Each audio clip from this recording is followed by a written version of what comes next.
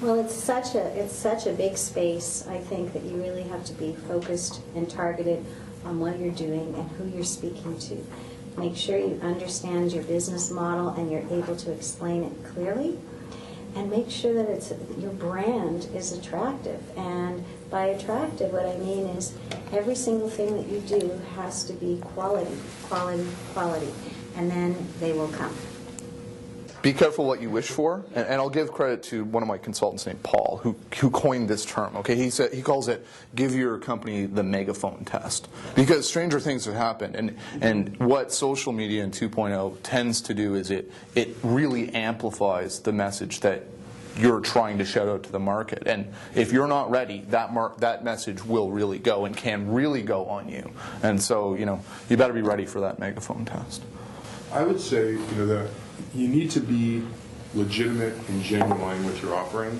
The one thing that these communities do really well is ferret out the imposters.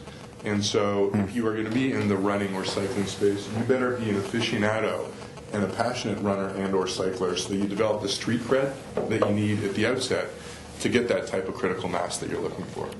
I'm a huge fan of publicity and free press. I think it's making sure that the idea, the concept is crystal clear and that there's a good solid vision behind it, and then starting to communicate that through the press, virally through the internet, through search or through social marketing, and starting to spread the word, building the momentum without spending a ton on sales and marketing. And I see that in the business plan that there isn't a ton of money being spent, which is a challenging thing to do. But if done properly, I believe that as long as this concept catches on, and catches on fairly quickly, it could build a lot of momentum.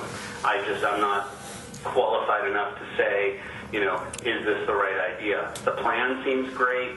The leadership, the board of advisors seems great. So there's a lot of good things behind it, but time will tell. I think it was, an April launch date? Is that on track still? I'm not sure. Yeah. So it'll just be interesting to see what happens. But those are sort of my last pieces of advice. Think deeply about how you're going to make money out of it, that no matter how cool you think it is and how much you think people are going to want to go there, they're very unlikely to pay any money for it. And so there's going to be competition in the space for advertising revenue, and make sure that you've got a demographic that's attractive for that, and just figure out how you're going to make money. I'm going to add one last thing because I'm living it these days. When something's on a computer, people think it's free. Yes. And there is a real hesitation to pay for anything. When you watch it on a TV, you say, I'd pay for that because I'm used to paying for cable. Yes. There is also a sense on mobile that I am paying for this, and therefore it is less absurd and repugnant for me to pay for something else. And that's why I think the mobile space is fascinating, because we will not be having the same type of monetization comments once we see more of these apps being broadly adopted. Right now, on the internet, it's hard to make money because people think it's my God-given right to access it for free.